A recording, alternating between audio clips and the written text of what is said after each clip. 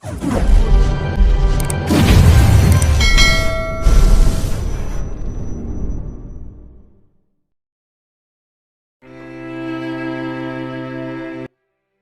Lina's POV.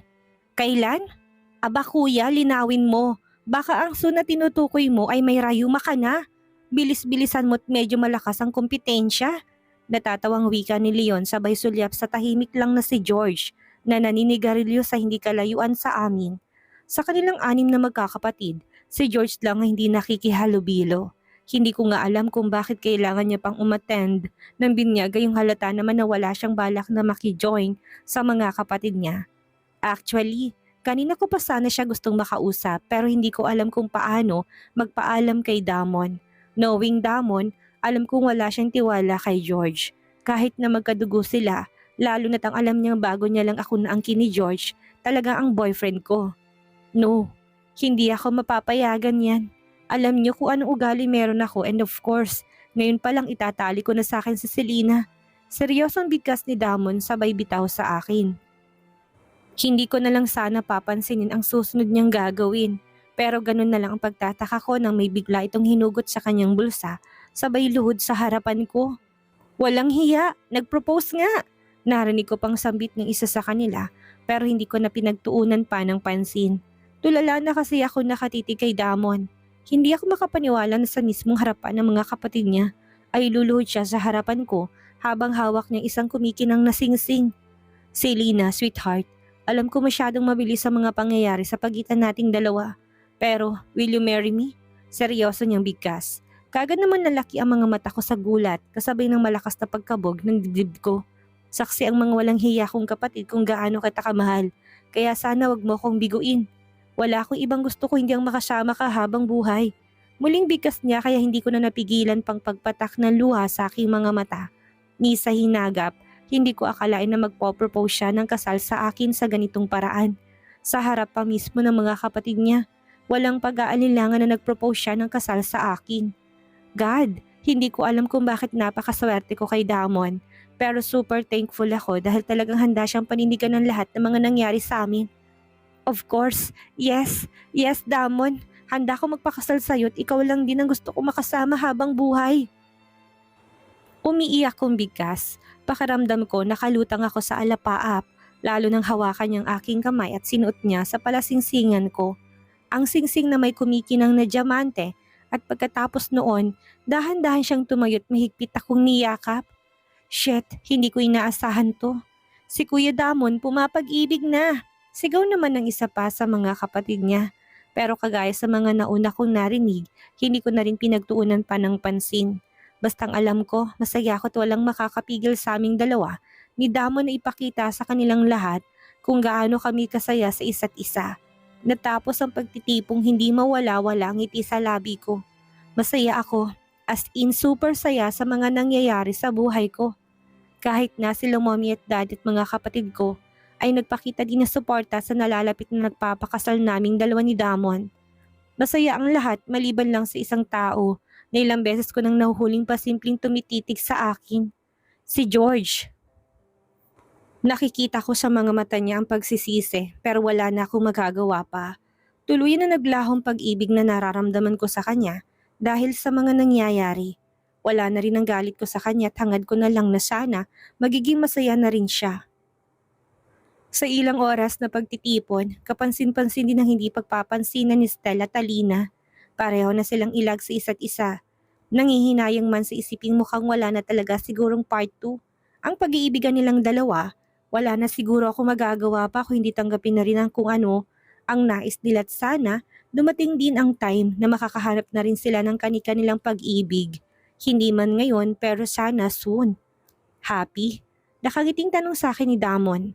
Kasalukuyan kaming nakatayo dito sa balcony habang pinapanood ang mga kapatid niya na sila Joshua, Tio, Leon at Archer na wala pa yatang balak na umuwi. Nagkakatuwaan pa sila habang nasa harapan nilang isang bote ng alak. Si George naman ay nasa kabilang bahagi na kausap si Alina. Kanina pa umuwi ang mga magulang ko pati na rin ang kapatid ko. Nakaalis na din ang ama nilang si Senator Manolo Montano pero nangakong dadalaw-dalaw pa rin palagi dito sa bahay para makasama niya palagi ang mga apo niya. Of course. Teka lang, wala ka bang balak na makijamming sa mga kapatid mo? Nakangiti kong sagot sa kanya. Alam kong mahaba pang gabi para sa amin. Ayaw ko rin naman na magmukhang KJ si Damon at gusto kong makihalubilo rin siya. Sana sa mga kapatid niya. Dahil alam kong minsan lang itong nangyayari sa kanila. Dahil lahat naman sila'y abala sa kanilang mga responsibilidad sa buhay. Gusto, kaya lang paano ka? I mean, mukhang busy yata si Alina. Wala kang nakakausap at ayaw kong iharap ka ulit sa mga kapatid ko. Dahil alam mo naman ang mga yun. Walang katuturang pagbibirong lumalabas sa mga bibig nila. Nakangiti niyang sagot. Hindi ko naman mapigilan ng matawa dahil sa sinabi niya. Ang dami pang sinabi. Bakit kaya ayaw niya pang aminin na masyado lang talaga siyang protective at nagsiselos sa tuwing kinakausap ako ng mga kapatid niya? No problem, kaya ko na sarili ko. Pupuntahan ko na lang si Aline at George dahil gusto ko rin na silang makausap. Especially George. Seryosong sagot ko. What? Why? I mean, bakit mo pa kakausapin si George? Seryosong tanong niya sa akin. Damon, kapatid mo rin si George at nararamdaman ko na hindi siya okay. Pagkatapos ng kasal natin, magiging kapamilya ko na rin si George at hindi naman ako papayag na may isa sa mga kapamilya mo na may hinanakit sa akin. Nakangiti kong sagot sa kanya. Kanina ko pa talaga gustong makausap si George at kumukuha lang ako ng tiyempo para makapagpaalam dito kay Damon. Don't mind George, ayaw na ayaw kong kinakausap mo siya. Seryosong sagot niya sa akin. Buong paglalambing na hinawakan ko naman siya sa kanyang kamay habang hindi ko inaalis ang pagkakatitig sa mga mata niya. Why? Nagsiselos ka ba? Damon, ikaw nang mahal ko at hindi na mababago pa yon kahit nakausapin ko si George ngayon. Don't worry, papayuhan ko lang siya sa friend or sa kapamilya and then tapos na. Nakangiti kong sagot sa kanya. Bakit mo to ginagawa? I mean, kung gusto mo itatakwil ko si George. Hindi ko siya kikilalaning kapatid kung may plano siyang guluhin ang pagsasama natin. Seryosong sagot niya. Hindi ko naman mapigilan ang matawa. Ano ka ba? Alam mo napaka-advance mo mag-isip. Bigas ko. Hindi ko mapigilang mag-isip na hindi maganda lalo na't alam kong hanggang ngayon malaki pa rin ang pagkakagusto sa'yo ni George. Seryoso niya sagot sa akin. Pero wala na akong gusto sa kanya kaya wala na siyang choice kundi ang kalimutan ng kung anuman ang nararamdaman niya sa akin. Please ngayon lang, payagan mo kung malapitan siya at makausap. Seryosong sagot ko sa kanya. Isang malalim na buntong hiningang pinakawalan niya bago dahan-dahan na tumango. Sure, okay. Pagbibigyan kita ngayon pero last na to. Seryosong sagot niya. Sa sobrang tuwang nararamdaman ko dahil sa pagpayag niya, wala sa sariling mahigpit ako na payakap sa kanya. Sinasabi ko na nga ba hindi niya talaga ako matitiis kaya sobrang saya ko. Sabay na kami ni Damon na lumabas ng bahay. Diretso siya sa mga kapatid niya. Masayang nagiinuman samantalang diretso naman ako sa kinaroroonan nila Alina at George. Napansin ko pa ang pagkagulat ni George na makita niya ako naglalakad palapit sa kanila pero tipid lang akong ngumiti. Si Lina, tamang-tama. Gusto ko lang makausap ni George. Kaagad namang bigkas ni Alina. Isang tipid na pagtangong naging tugon ko bago ako tumitig kay George. Well, maiiwan ko na muna kayo. George, be a good boy, okay? Behave. Pwede mo sabihin ang kung ano pa man ang gusto mong sabihin kay Selena. Pero huwag mo kalimutan na kay daddy na siya. Direkta at walang paligoy-ligoy na bigkas ni Alina bago to naglakad paalis. Hindi ko maiwasang sundan siya ng tingin at hindi ko mapigilan na mapangiti nang mapansin ko na naglakad to sa umpukan ng magkapatid kung saan nakita ko si Damon na nakatitig din sa gawin namin. Mukhang wala pa rin talagang tiwala si Damon sa pag-uusap naming ito ni George. Pumayag nga siya pero hindi naman maalis-alis ang kanyang mga matang nakatingin sa gawin namin ni George. So, kamusta ka na? Narinig kong sambit ni George. Kaya naman wala sa sariling muli ako napatingin sa kanya. Wala sa sariling pinagmasdan ko siya. Hindi ko man napapansin kanina dahil palagi siyang nakadistansya sa amin. Pero kapansin-pansin ng pangangayayat nito. Mukhang kulang din ito sa tulog at may ilang balbas ng tumutubo sa mukha nito. Which is first time kong nakita sa kanya. Ayos lang, ikaw kamusta ka? Seryosong tanong ko sa kanya. Awkward man ang nararamdaman ko pero pinilit ko sarili ko na magpaka-casual sa harapan niya. Masaya ka sa kanya, nasaya ka nga kay kuya at wala na talaga siguro tayong pag-asa pa na magkabalikan ulit. Narinig kong muling sambit niya. George, alam mo hindi ko maintindihan. Kahit naman noon tayo pa, alam ko namang wala kang pagtingin sa akin. Pero ano bang nangyayari sa'yo? Bakit ka ba nagkakaganyan? Seryosong tanong ko sa kanya. Hindi ko din alam at hindi ko din maintindihan ng sarili ko. Kung kailan namang nakita ko ng pag-aari ka na ni kuya, saka ko naman na-realize kung gaano ka kahalaga sa akin. Malungkot niyang bigkas. Hindi naman ako nakaimik. Pilit kong pinaniwalang sarili ko na napipilitan ka lang na makisama kay kuya. Dahil may mga anak na kayo pero sa tuwing nakikita kong tuwa sa mga mata mo habang kasama siya, durog na durog ako, Selena. Hindi ko alam kung hanggang saan at kailan ako kakainin ng konsensya ko sa mga nangyari. Kung saan hindi ka na pwede, saka naman kita minahal ng sobra. Malungkot niyang sambit. Makakalimutan mo rin ako. Mahal ko si Damon higit pa sa pagkakagusto ko sa'yo noon. Kaya sana mag-move on ka na rin. Seryosong sagot ko sa kanya. Paano? Paano ako mag-move on gayon sa tuwing nakikita ko kayong magkasama? Lalong nadadagdagan ng sakit na nararamdaman ng puso ko. Seryosong tanong niya. Wala ka nang magagawa pa kung hindi tanggapin ang katotohanan na hindi na tayo pwede. Pilitin mo sarili mo na kalimutan ng lahat sa atin. Marami ka pang makikilalang mga babae dyan na masigit pa sa akin. Sagot ko naman sa kanya. Yeah, mabilis na sabihin na maraming babae dyan pero nag-iisa ka lang, Selena. Siguro nga kinarma din ako dahil sa mga ginagawa ko sa'yo noon. Kaya nagdurusa ako ngayon. Seryosong bigkas niya. Napatawad na kita sa lahat ng mga nagawa mo sa akin, kaya kalimutan mo ng karma-karma na yan. Wala ka nang magagawa pa kung hindi ang pilitin ng sarili mo. Nakalimutan ako at hanapin ng pag-ibig sa ibang babae. Nakangiti kong sagot sa kanya. Hindi naman siya nakaimik pero kitang-kita ko sa mga mata niyang pait habang nakatitig sa akin. Isang mahinang buntong hiningang pinakawalan ko bago siya tinapik sa balikat at dahan-dahan na naglakad paalis. Selena, I am sorry. Alam kong hindi mawawala sa simpleng sorry lang ang mga masasakit na nangyari sa buhay mo. Dahil sa kagagawan ko pero gusto ko sabihin sa'yo na sobrang pinagsisisihan kong lahat. Nasasaktan man ako ngayon pero kasalanan ko rin naman. Wala akong ibang hangad kung hindi ang maging masaya kayong dalawa ni kuya. Sana sa susunod na pagkikita natin, tuluyan ko na ring napatawad ang sarili ko dahil sa mga kagaguhang nagawa ko. Malungkot na bigkas niya. Napatigil ako sa paghakbang at nakangiti siyang nilingon.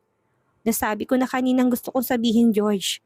Wala na akong kahit nakatiting na hinanakit sa'yo at masaya ako dahil nakikilala kong kuya mong si Damon. Siya lang ang gusto kong makasama habang buhay. Nakangiti kong bigkas at tuluyan ko na siyang tinalikuran. Magaan ang loob akong naglakad patungo sa mesa kung saan nakipag-inuman si Damon kasama ng mga kapatid niya. Mabilis na lumipas ang mga buwan. Sa sobrang abala sa paghahanda naming dalawa ni Damon sa nalalapit naming kasal, feeling ko bigla na lang dumadaan at lumilipas ang mga araw. Mabuti na lang talaga at ready si Alina na tulungan kami sa mga preparations. Kahit naman may mga wedding organizers kaming kinuha, hindi pa rin talaga birong oras na dapat kong ibuhos para masiguradong perfect ang lahat. Imagine, may mas ikakaganda pa palang itsura mo pagkatapos kang maayusan at maisuot yung wedding gown mo. Nakangiting bigkas ni Alina sa akin. Kasalukuyan ako nakatayo sa full body mirror at hindi ko rin naman maiwasan na humanga sa sarili kong refleksyon sa salamin. Bumagay sa akin ang wedding gown na suot ko na napapalamutian ng libo-libong Swarovski crystals. Pinasadya pa talaga naming dalawa ni Damon na susuotin kong wedding gown na ipagawa sa isang kilalang international designer. Well, ayos lang naman dahil sobrang willing gumastos ng bongga si Damon. Matupad lamang ang dream wedding ko. Isang beses lang itong mangyayari sa buhay ko, kaya gusto ko masunod kung ano man ang nais ko. Gusto ko maging memorable ang lahat. Ano ka ba? Noon pa naman maganda na ako. Kaya nga nahalina sa akin ang ama mo eh. Nakangiti kong sagot sa kanya. Narinig kong mahina siyang natawa kasabay ng pag-upo niya sa bakanting upuan. Kaya muli kong sinipat ng tingin ng sarili kong refleksyon sa salamin nang marinig kong mahina niyang pagbuntong hininga. Hey, ano problema? May gumugulo ba sa isipan mo? Don't tell me na hindi ka masaya sa kasal kong ito. Seryoso kong tanong sa kanya. Ngayong araw ang kasal naming dalawa ni Damon at gusto kong masaya kaming lahat. Pati na rin ang mga bisita ko pero bakit? Feeling kong laki ng problema ng Alina na to. Hindi naman sa ganon, kaya lang. Hindi ko alam, naguguluhan ako. Bakit ba kasi si Stella ang best man? Nakanguso niyang bigkas. Hindi ko naman mapigilan ng mapataas ng kilay. Ayun, lumabas din ang katotohanan at kung ano ang gumugulo sa isipan niya. Si Stella lang pala eh. Yes, si Stella ang best man namin na ito.